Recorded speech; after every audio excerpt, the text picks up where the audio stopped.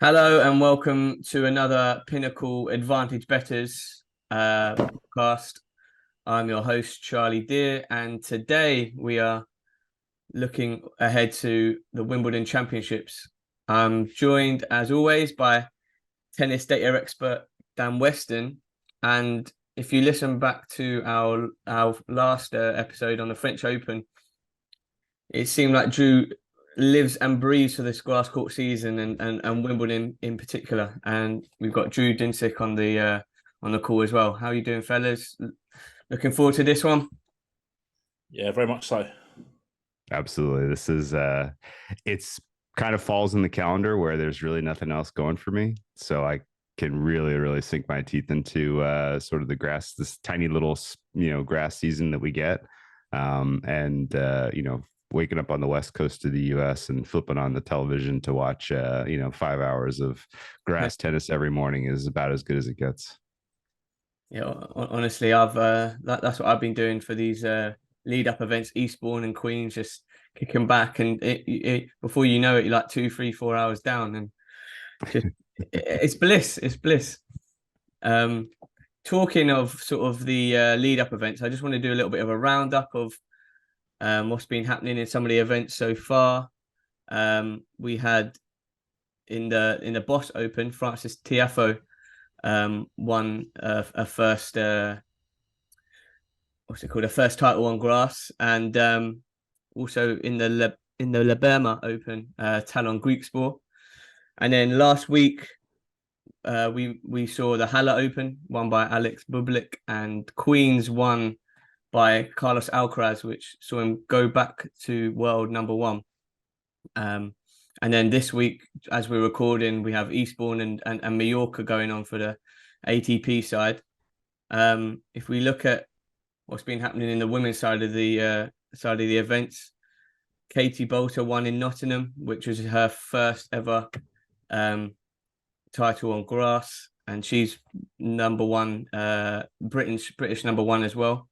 Petra Kvitova, who she keeps coming back. Fair play to her. She won in Germany, and Yelena Ostapenko won the Birmingham Classic in the last few weeks as well. I just wanted to get your guys' thoughts of just like what you make of like the run up to Wimbledon and the events that we see. We mentioned off before we started recording about some players who might not bother playing in these warm-up events, or really like pick and choose carefully. But I just first ask Drew, what sort of have you taken away from these last few events, and is there much you can take away from them?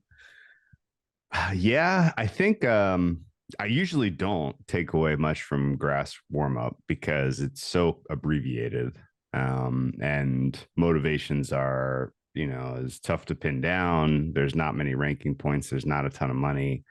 Queens is obviously, in my opinion, at least, a very prestigious tournament to win. You get the biggest trophy, so that matters.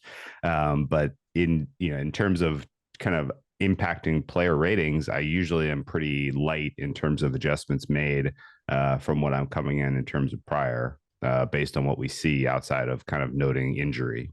And that's a little different this year. I feel like you could pretty clearly say from where we finished clay to where we stand now that the gap between the top two and the men's is even greater than it was, right? The cream has separated, and to the degree where looking past your top two choices on the men's draw is kind of, I don't think it's really worthwhile. but on the women's side, it's been the opposite, I think. I thought you had a pretty clear tier coming into grass season of, three favorites, and Iga, Sabalenka, and Rybakina.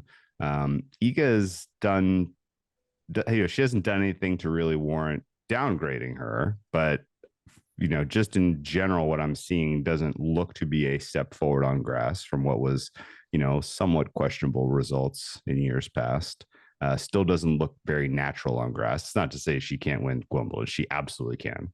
But I don't think she's, warranting anywhere close to sort of the favoritism you saw on clay.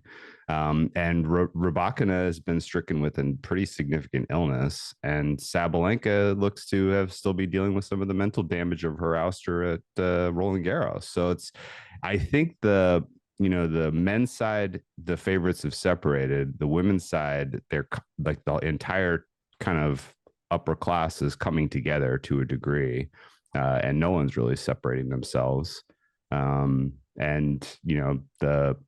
the only standout you have to kind of circle, I think, is Petra Kvitova, because she is two-time champ here, because she does have the game that really excels on grass. And, coming off of a really, really impressive tournament this spring in Miami, and then backing that up with the win on grass already this season is pretty important. So she's kind of pretty clearly stepped into that mix for me at the top of the board. But otherwise, I think, the women's is starting to, I'm willing to entertain some surprises, whereas the men's, if we don't get a Djokovic Alcaraz final, I'll be quite surprised.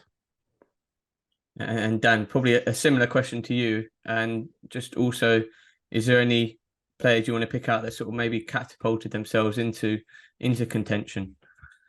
I think, broadly speaking, I've got a very, very similar viewpoint to the one that Drew's just expressed, in terms of, particularly Djokovic is just like miles ahead of anything else on the ATP tour, and that I've seen so far, and completely deserves his favourite status in this tournament, odds on. And this, we talk about preparation and warm-up events. Well, he doesn't tend to do a great deal. He's going to play the Hurlingham Exhibition this week, and that's exactly what he did last year before he won last year. So I don't see that as a negative for him at all, that he hasn't participated in any of these 3 weeks warm-up events. Alcaraz, I think, will have a lot of supporters after that win at Queen's. But ultimately, he hasn't faced a single top 15 opposition in that run, and he almost lost in round 1 to Arthur Rinderknecht as well. So I think there's a danger that the market will overvalue him, particularly if he gets a pretty straightforward draw. The flip side is that the Medvedev is underperforming quite a lot right now, and yet has much more grass pedigree, and you can get a much bigger price on Daniel. So I think those three in the outright markets are so much further ahead than everybody else. In terms of the warm-up events and who I've picked out and what my learnings are, I think that for me, my learnings are that no player is consistent enough to challenge Djokovic, which I probably knew already, but also that I don't think there's a great deal between 15 or so players right now in that sort of next category of player, and that could be quite interesting when you're looking at side markets such as quarter winner or something like that, or trading if that's of your mindset as well. So guys like Korda, who we've already mentioned, had a good run at Queen's, beat good opposition at Queen's, even though he lost to Alcaraz in the semi-final. Tiafoe, who won in Stuttgart, then lost to Korda at Queen's, which is, I think, fair after the exertions in Stuttgart. Alex de Minaur, who's got a game for quick conditions and reached the final at Queen's, in fact, which was a very, very, very competitive straight set loss, if such a thing makes sense, in terms of both him and Alcaraz had 2 break points. De Minaur won 48% of points in the match. That's very, very, very high for a player who loses in straight sets. So for me, he's someone, and I'm not thinking about players who can get to at least the semi-finals, or maybe if the draw opens up for them, a surprise final spot. But I think that it's all just reinforced the fact that I think that Djokovic, I should say, is the favourite by a long way. Mm. Yeah, go for it, Drew, if you had something to. Yeah, I think the other kind of context to provide here are, reasons to kind of just basically believe the market price on Djokovic is right, which I don't have any strong disagreement with. He hasn't lost on grass since 2018. I remember that match. It was the Queen's final against Marin Cilic, and he had Cilic in the bag in that second set, and uncharacteristically was very not Djokovic like in the tiebreak at the second set, and then ultimately let that title slip between his fingers. Before that, he lost once in 2017 at Wimbledon. He got beat by Thomas Berdych. Berdych, of course, off tour. In 2016, one of the most absolutely ridiculous, I think probably the second most surprising result of my slam watching life. Sam Querrey beat Djokovic over the balance of like 3 days at Wimbledon in round of 32. That was unbelievable. The only more absurd result I can remember is Dennis Istomin beating Djokovic at the Australian Open, which still defies all belief. But we're in 2016 now. Those are the last 3 losses that he's had on grass. To go and you go back one more. Now we're at 2013. He lost to Andy Murray at Wimbledon. So it's just insane that he is this level of competence on this surface. And it's, people won't talk about it in the same breath that they will, qualify Rafa Nadal's performances on clay, because there's so much more clay tennis and it's so much more obvious. And, and the superlatives are just, they're going to be impossible to match, what Rafa's done on clay. But Djokovic pretty clearly has that same pedigree on grass. It's just that the season's shorter and there's really only Wimbledon to kind of hold up there. But, he's the greatest player on grass of all time, and it's by a margin now. The only guy that he's ever lost to on grass that's in this draw is Andy Murray.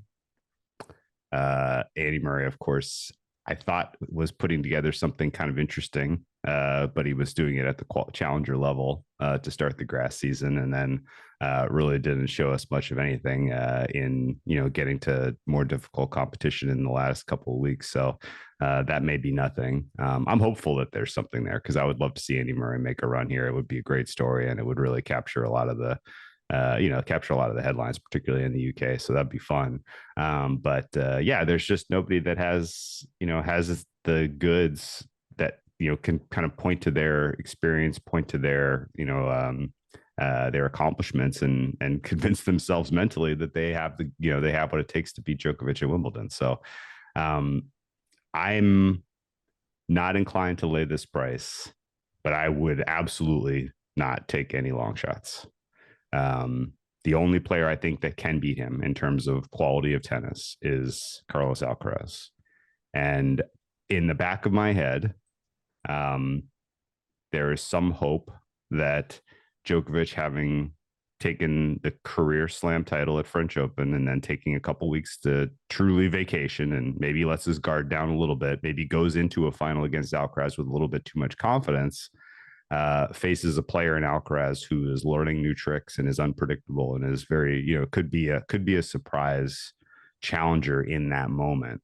And I think realistically, I'm just going to sit on my hands, see if Carlos Alcaraz figures anything out in the run up to the final. And at that point, you may get a price in the plus 200, plus 250 range against Djokovic in the final, at which point I would probably bite on Alcaraz. But, it's so hard to find a reason to doubt Djokovic at this point. And I don't know. I think the loss to Sam Querrey in 2016 sticks in my mind, because that was the Wimbledon that came after. That was like his exhale moment. He wanted the French Open for the career slam so badly and finally got it in 2016, and then turned right around and had that shocking loss to Querrey. There's, in the back of my head, I feel like that could happen, but I just, I don't see any other players on tour that could realistically make that happen, other than Alcaraz, at which point that would be the final. So long way to say the price is probably fair. There's not a real bet to be had in the outright market, but I'm going to, kind of keep my powder dry for a shot at Djokovic in the final if Alcaraz gets there. It'll be interesting what you said on the point that, see, off the back of them playing in the French, and Alcaraz obviously going down with the cramps and his injury. As you said, if this is another Djokovic exhale moment, if he can come back with that intensity that he played and and sort of saw off Alcaraz, or if Alcaraz, as you say, find those new tricks. And obviously he's learning every day on grass, so it might be a bit of a shock factor that sort of surprises Djokovic if and when they do meet. It was interesting that obviously you mentioned a few players there, Dan. Alex de Minaur, who has always been known to be good on grass, but I thought he showed a lot of heart and a lot of just sort of nous as well on that surface. And then Sebastian Korda as well. He is well down in our market below Andy Murray, which I was very shocked to see. Andy's at 32s, Seb's at 35s.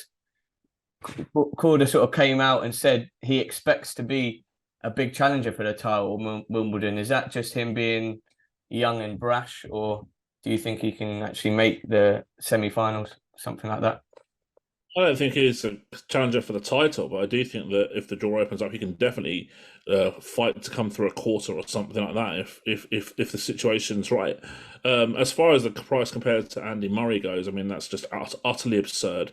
Murray obviously has won those 2 challenger awards, but against no one of any repute whatsoever. Then was completely outclassed by de Minaur at Queens. And I think, to be honest with you, I think last time I checked the odds, it was 32.29 on Murray with Pinnacle. And I think, to be really, really honest with you, you're better off giving that money to charity, because you're going to have no ROI on it whatsoever. Yeah, I got to agree. But yeah, it was interesting to see that. And obviously Holger Rune, we were saying, got to the semi-final, won his few of his first ever grass matches he's played. He's at 27s. It'll be interesting because he is below the likes of like Jannik Sinner, Medvedev, even Fritz and Tsitsipas. But I think he showed that he has got the makings of being a good grass court player, but it's still so early in his sort of development on that surface. Yeah, too early for him, I think. If we then go into sort of the outright markets, then I know we've just touched on it, but we'll pivot to we'll go WTA side this time first of all. As we said, Swiatek, Sabalenka, and Rybakina are sort of split by very fine margins in that top 3. I see your article that's going to come out soon, Dan. You were sort of saying Swiatek, her game might not be the most suitable for grass out of those top 3. And we've obviously heard about Rybakina's sort of illnesses and trying to get over that. Do we still see someone from that? Yeah, do we still see someone from that top 3 winning it? Well, look, I think that the Swiatek price is not really something that interests me. But the clear point for me is that this is a surface which is a leveler between her and the field, whereas on the clay and even on hard court, she's just streets ahead of everybody else, and there's no comparison. She's got to have a big off day, and the opponent's got to play very, very well for her to get beaten. I don't think there's much doubt about that. On grass, I think there's a different argument. Stats wise, over the last couple of years in grass, she is not the tour leader, and she's not that close to being tour leader. Sorry, I should say. I'll be really interested to see how she gets on over this week. But then Sabalenka and Rybakina don't really come into this with a great deal of wins either. So I actually am really, really looking forward to this women's Wimbledon, because I think this is wide open. Yeah. And there's maybe 10 players, I think, who could realistically have half a chance of winning a Grand Slam. And it not almost certainly, but it's highly likely mathematically that there's going to be a new winner of a new Wimbledon winner here, because after Rybakina, you have to go back to 2014 Kvitova to find the last winner of the tournament who's going to be in this field. So that's going to be fascinating as well. So yeah, I can't wait for this. I think this is going to be a much more interesting tournament than the men's, I'm sorry to say. And yeah, buzzing to see how certain players get on. Yeah. No, Yeah. I think that's well said. And the only I mean, if you're a hardcore Iga supporter, or if you've already locked in a big price for her at Wimbledon, the only kind of thing I can give you in terms of fuel is her hold percentage is up meaningfully from last year. Mm. And if she's improving that aspect of her game, I haven't seen it by eye, but if it is improved, then that helps her chances certainly. But I agree with Dan's sentiment where they're realists. You said 10, I think, and I think that's kind of the issue, which is there are 10 to 12 women who I think all kind of have relatively close win equity here. There's not a big separation in the top three to the rest of the field. And the rest of the field is pretty divorced as well, I think, where you have players who have good game and are in good form, like Ekaterina Alexandrova and Kudermetova and, maybe Samsonova, maybe Krejcikova, definitely Kvitova, maybe Caroline Garcia. They're that group there is I would take any one of those women head to head at price against Sabalenka or Rybakina right now, given what we're seeing from them. I'm not convinced 100% that Rybakina plays this tournament. I think you need to keep a very close eye on news and information from her camp as to whether she's ultimately going to go or whether she's going to withdraw. And that's going to have, huge effects in the futures markets, futures pools, particularly if it comes after we see where she's seated. So that's kind of at the very top of my mind right now in terms of trying to capture price. I think I didn't really mention Ons Jabeur. I don't really know what to do with that. I have some personal scars from her so close last year that are affecting my perception, certainly. But she does have she does have a specialist nature about her in terms of her game and the way it plays on grass. So you have to at least kind of think she is on the fringes of the mix, if not squarely in the mix. And then there are other players of the class of like the Beatrice Haddad Mayas who, have shown that they have an endurance at the slam level that could get them through just on the basis of perseverance. So yeah, right there, I think that's kind of my my quote unquote mix of players who I think realistically could win. The only players that the US players I'm pretty cool on right now. I'm cool on Pegula. I'm cool on Coco Gauff. I'm cool on Danielle Collins. I'm not seeing enough out of Sakkari to think that she can get over the hump here. I'm not seeing anything from Kasatkina. Bencic is a scratch. Muhova is interesting. I liked her, she obviously, is no longer a very valuable price because of what she did at the French Open. But she could put together another run. Ostapenko a little bit too volatile. Pliskova over the hill, Azarenka over the hill. Vekic I didn't mention, but she's kind of in that mix with Alexandrova and Kudermetova for me in terms of that second class. But the women's side is going to be extremely fun. I'm curious out of those names or anyone I didn't mention, people that Dan has eyes for, because you're probably going to need to play the draw a little bit here. And that's fine.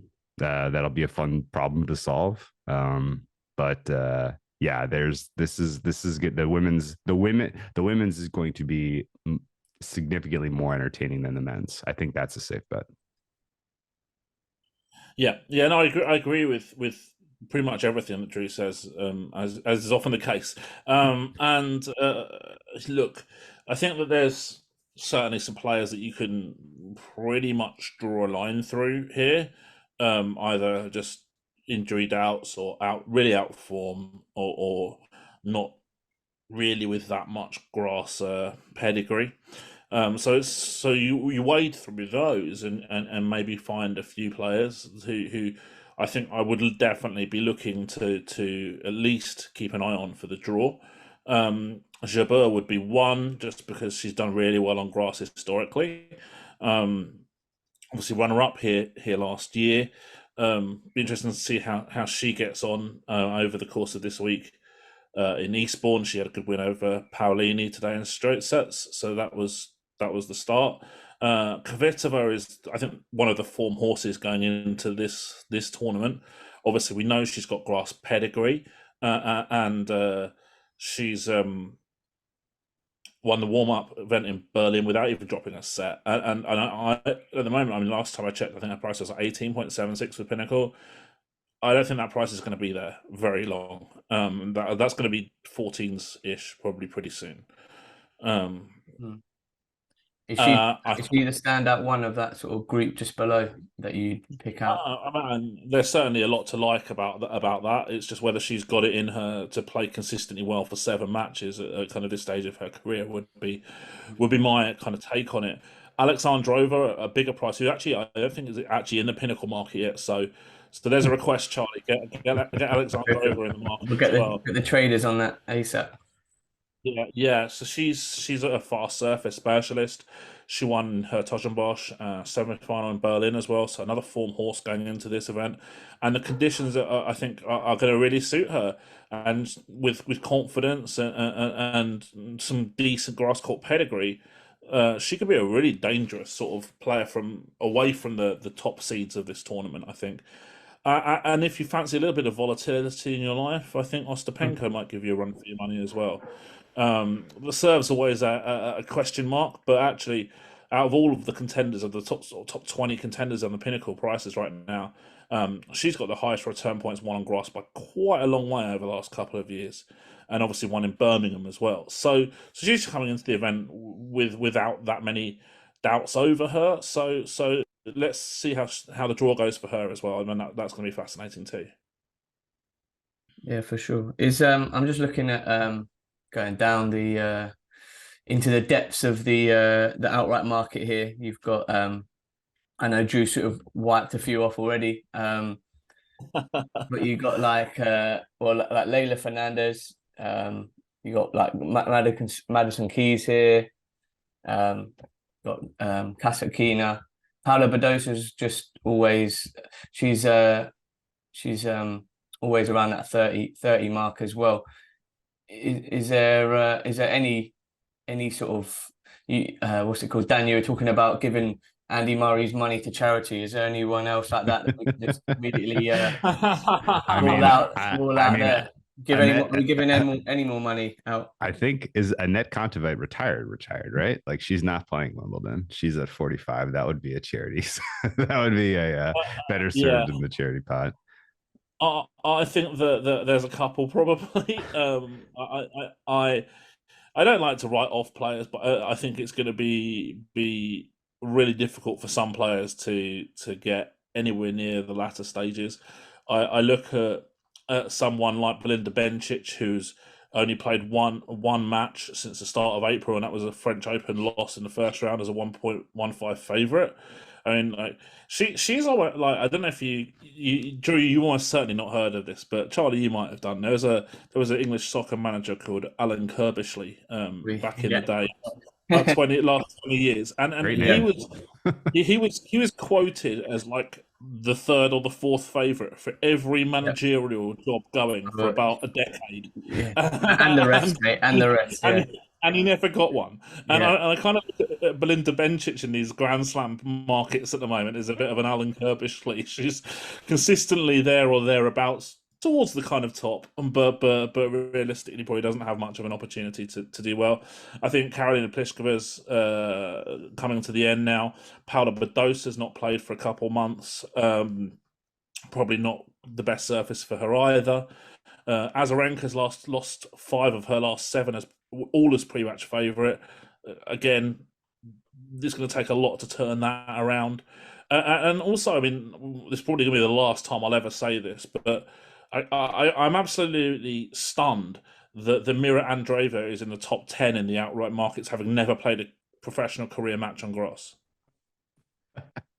That is any thoughts on why she might be priced at that level right now? They're scared of her.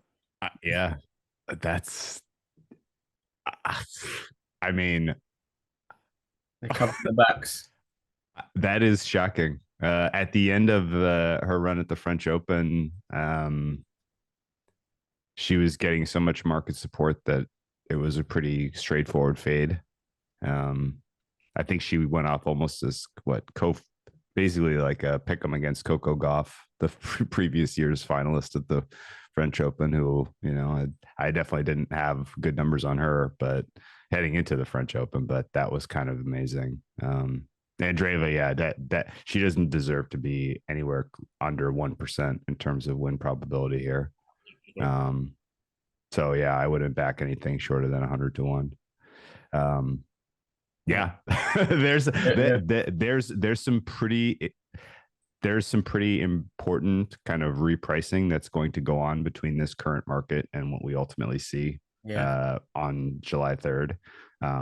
Because there are a lot of players in this 30 to 1 to 60 to 1 range who have 0% chance to win.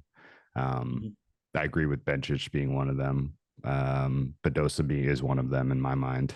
Annette Kontaveit, again, I don't think is playing. And then on the flip side, you can get a better price on Donna Vekic, who's playing and playing well, than you can get on Kontaveit right now, which says something. But yeah, I mean, just without looking specifically at prices, like the players that I have that have greater than a 2% chance to win here in no particular order are Iga, Ons, Kvitova, and I think that would be my top 3 in some order in terms of win probability once we see the draw. Rybakina 4th only because of health questions and potential for withdrawal. Sabalenka for me would be 5th, although that better your money than my money there, just because of the way she crashed out of the French Open. That's going to leave scars for a while. And then a pretty clear break before the next class of players, who include for me Kudermetova, Alexandrova, Donna Vekic, Karolina Muchova, Krejcikova, Samsonova, albeit with injury question marks. And then I think that's about where you draw the line. Ostapenko, actually, she's in there for sure. Ostapenko has better than 2% chance here. But that's about it. I'm fine leaving Goff out of the mix. I'm fine leaving Pliskova out of the mix. Garcia's on the bubble for me. Keys, fine leaving her out of the mix. Sakkari, fine leaving her out of the mix. Beatriz Haddad-Maia is on the bubble for me. And then everybody else, I would be surprised if they even make it to week 2. Agree with that pretty much. Yeah, completely. Very difficult to dispute much of that at all. And another player who I saw withdrew today is Isla Tomanovic. So she's obviously had quite a torrid time as well. So it's no sort of surprise there. One thing I wanted to ask about before we sort of go over to the men's side of things is, so how do we expect the surface to play at Wimbledon this year? Good question. Is it the surface that you sort of have to play most aggressively on, and also just from being in London in the summer, there's no guarantee that it's going to be nice and dry for the whole time as well. Is anyone sort of picked up on how we expect the courts might play, and does that bring anyone else into contention?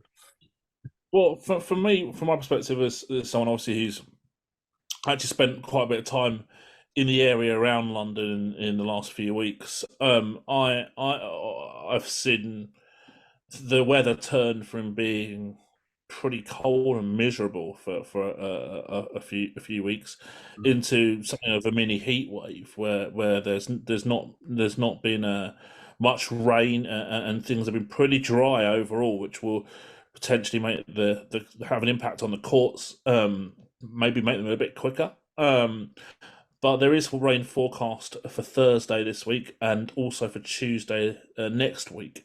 So it depends how much rain there is around there over the next few days. And the temperatures look like they're being dialed down a little bit now, so it shouldn't be super hot. Looking at the data, women's data of the tournament, service points 1%, service hold percentage, tie breaks per set, aces per game are all very slightly below the grass court average on the WTA tour. So that's something to consider. I would call that pretty medium paced for grass, which is going to be a lot quicker than most other surfaces, but certainly not as quick as you might see at Queens, for example, or some of the other warm-up events. Um, so it probably wouldn't be quite as advantageous for the big servers as some of the other grass events, but I don't think there's a great deal to read into the conditions, to be honest.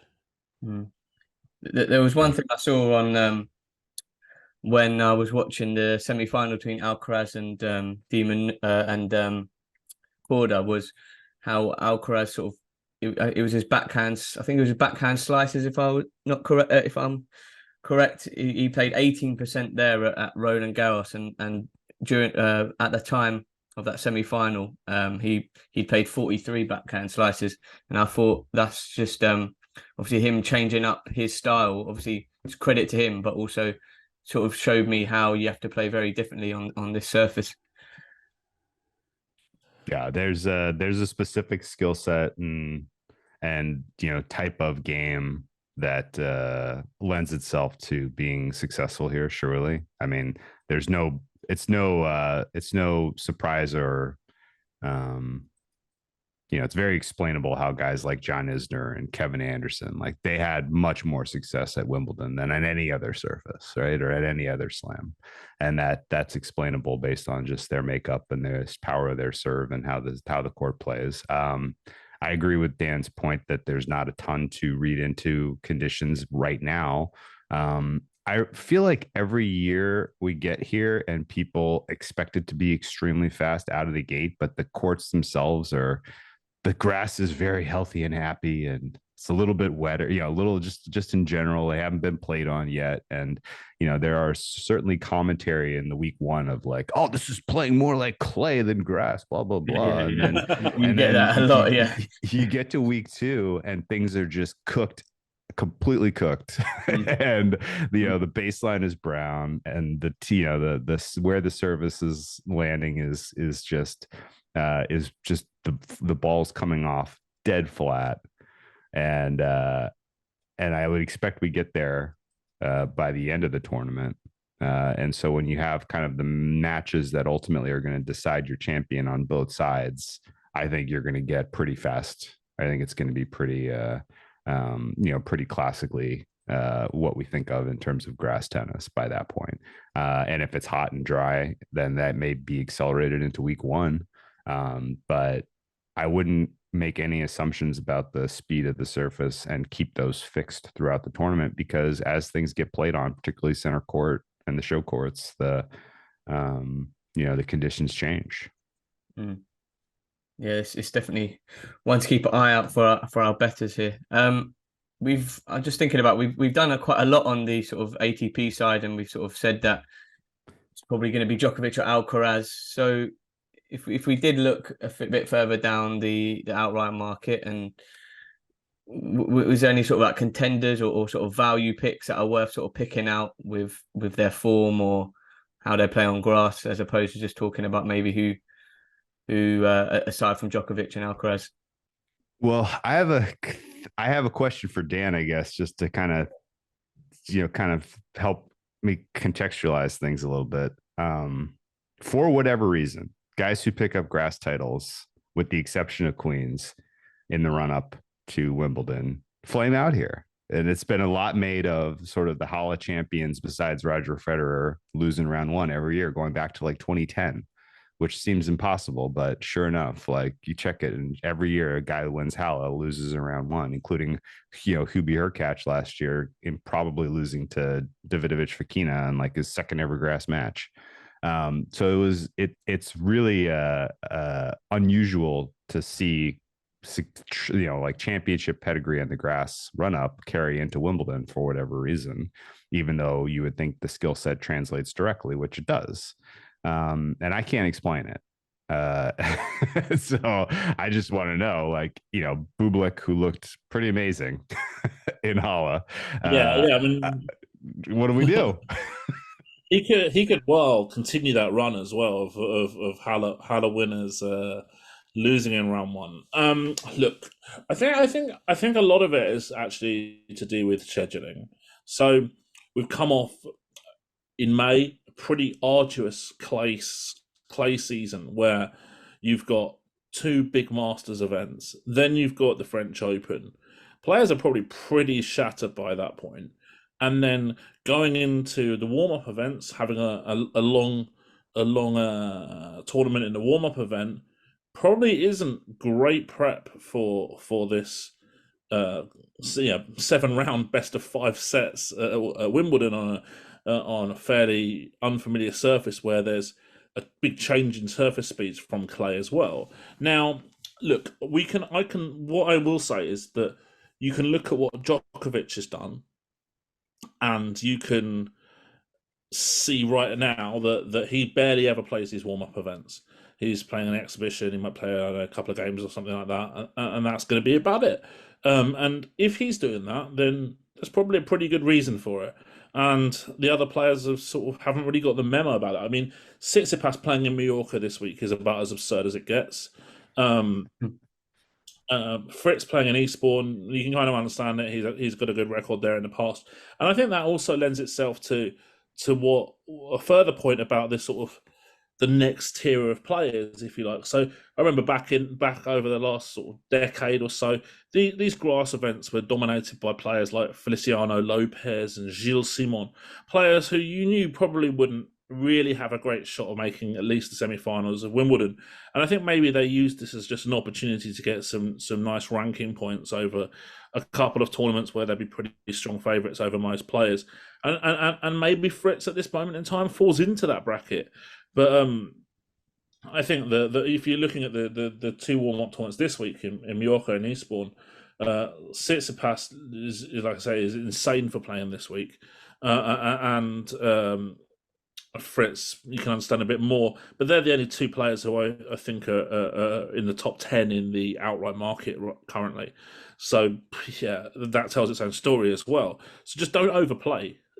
It's as critical not to overplay before a Grand Slam as it is to not get drawn into a 5-setter or round 1 or round 2 when you need to save your energy for bigger challenges in the later rounds. There's one exception. That makes total sense. I don't no objection. The one exception I would have is I'm glad that Maxime Cressy is playing this week. He's a player that's been really tough to come up with a fair price on because he's been so underwhelming for so much of the last year.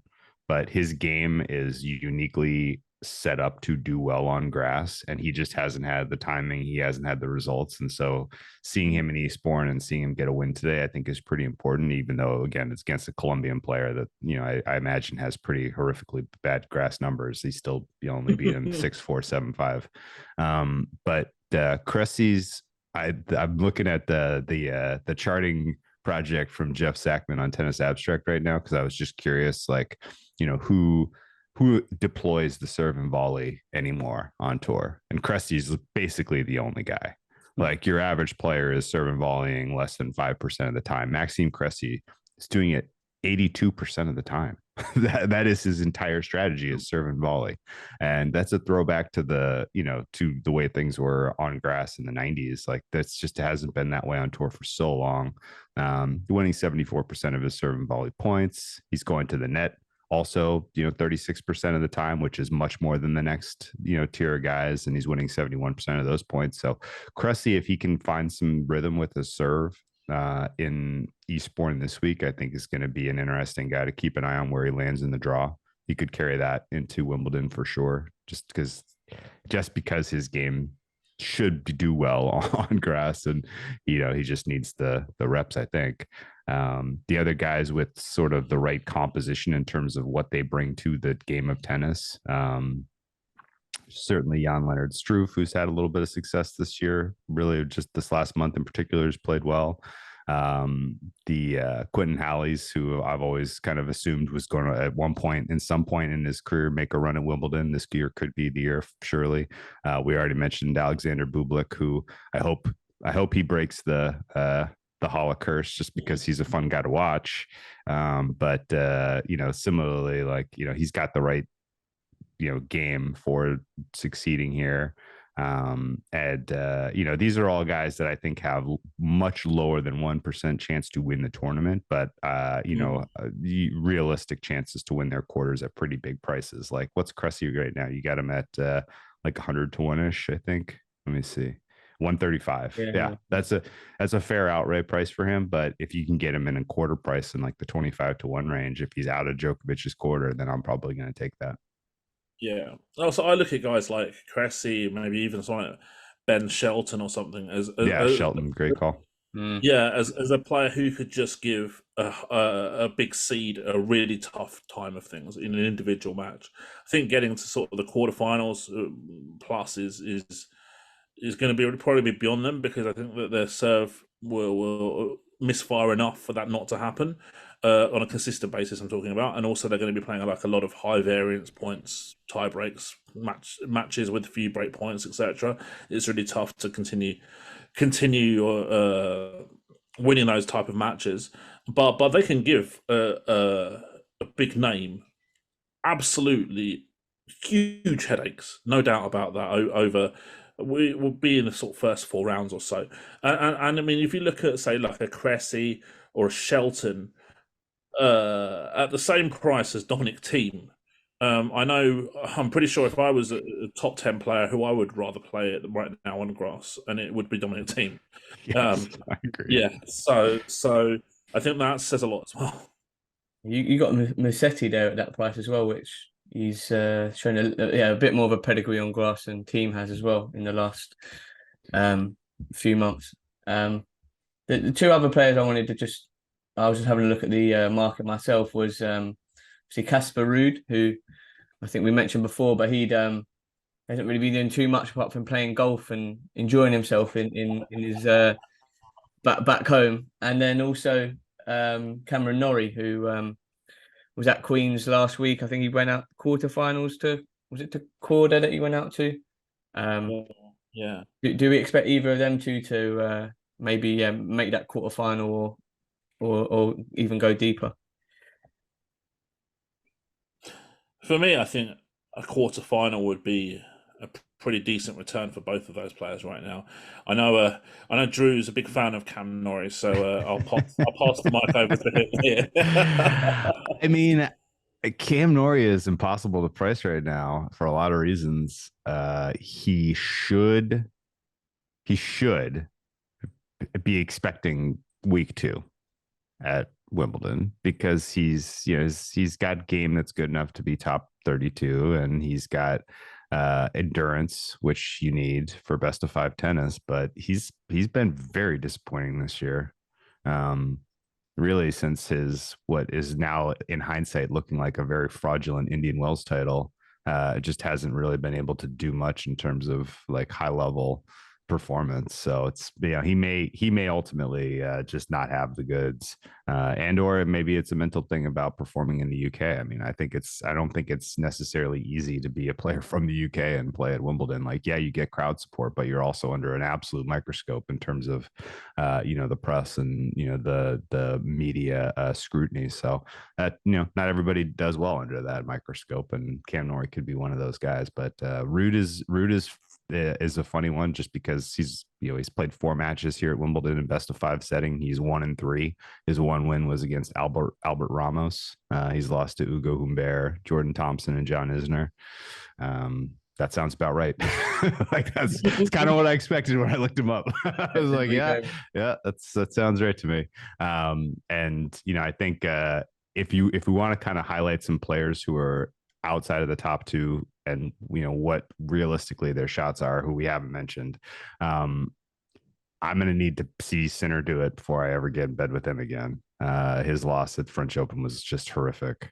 Zverev, happy to be there in the French Open semifinals. Embarrassing loss to Bublik, who was just clowning him on his serve in that match. Fritz, interesting, but he's carrying baggage from last year's loss to Rafa Nadal. Kyrgios is a complete scratch off for health and mental reasons, obviously, particularly at price. Tsitsipas is a complete scratch off for mental and just in general performance on grass reasons. Rune a little short at 28-1, but a guy that you absolutely have to watch, and you need to evaluate his progression on grass. Matteo Berrettini is a complete scratch off due to health and performance Is he recently. even going to be playing? I'm not even sure. I'm not sure he's even in the draw. He may have already withdrawn. Felix Auger-Aliassime is a scratch off. Andy Murray we've covered is absurd price at 32. Korda at 35-1 is probably not bettable. If he was in the 50 or 100-1 range, we'd be banging the table, but 35 is right for him. So it's got to be a pass. Nori's a pass at 45. Tiafoe's a pass at 45. Hurkacz a pass at 50. Rublev for me is a top 10, and I'm not exactly sure why he's 50-1. He's yet to ever get past the quarterfinals of a Grand Slam, which is a problem, surely. But I have him more, higher win share than a lot of the guys we already just named, particularly the guys that aren't in the tournament.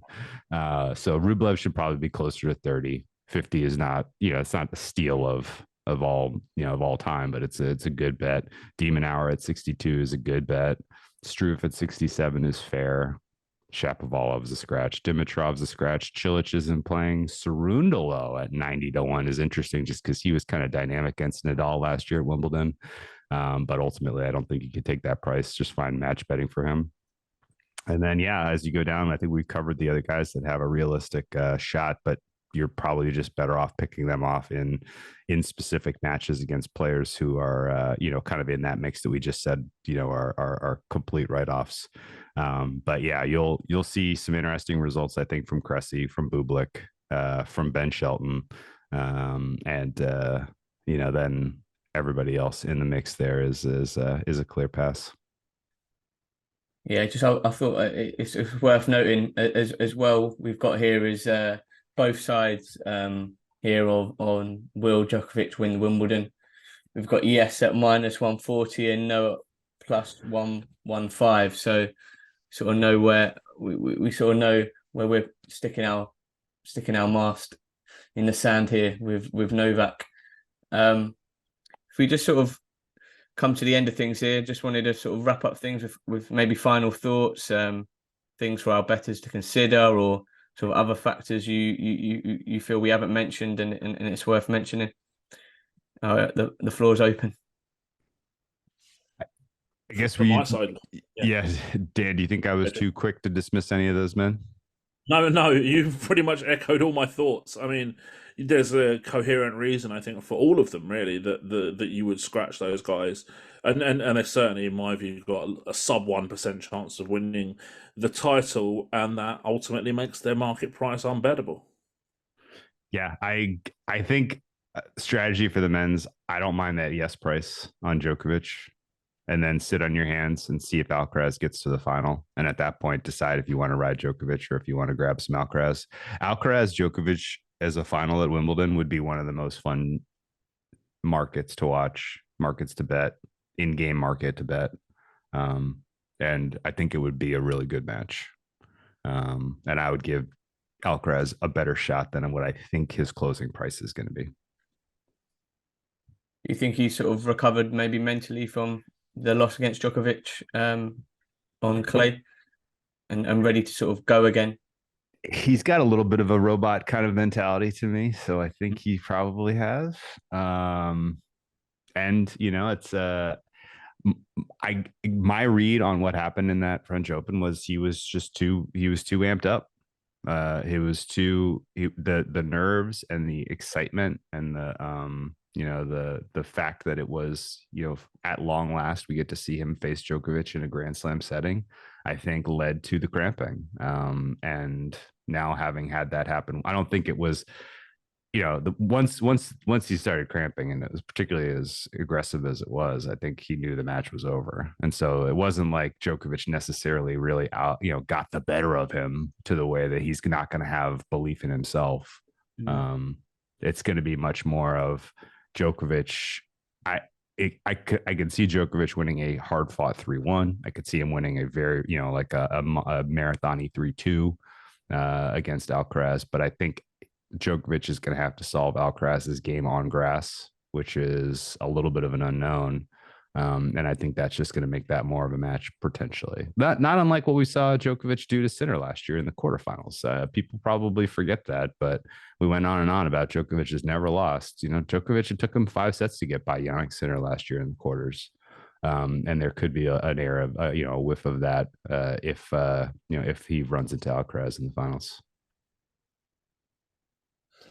I'm probably a little bit less bullish on Alcaraz's chances. I think overall, there are obviously those circumstances behind the loss at French Open, but this is a surface right now where I think there's a bigger differential between the two players than Clay, and that Djokovic price, it's very, very difficult. Most people are going to think you're mad for thinking that an odds-on price is value, but I actually think that it's certainly not layable in my opinion, because he's so far ahead of the field, and particularly at this tournament as well, having won the last 4 events, 7 titles, going for the 8th one this year. For me, that a big chunk of that 1.7-ish price is whether he gets injured or not, or somehow someone Dennis Istamins him in the first round or something like that when he's a bit rusty. If he gets through the first couple of rounds easily enough, I think that he's going to be extremely difficult to beat. Yeah, it sort of is. He turns into the robot that we all know he is. Nice one, guys. We'll leave it there. I think we've done what we need to do. I'll just save a little out. I'll do a little outro, but I'll do it once. Separately, I think. Well, let me ask Dan one more question before we close it then. Dan, what's your fair price on Djokovic calendar slam? Well, if he wins here, which I think is certainly more likely than not, it's hard really to make a case for him being poor value, even pretty solid odds on. I think ultimately he'll go into the US at not much of a bigger price there than he will here. So you throw in 1.6 something here, maybe even money-ish maybe at the US Open, something like that. Okay. And you're looking at what 3.5, something like that. Wow. Well, we'll have to get that one priced up as well then. And calendar slam. There you go. I think you probably have the market open for the U.S. Open, but I have long been I've long been excited to bet against Djokovic in Flushing Meadows, just because it seems to be the flam that least suits him.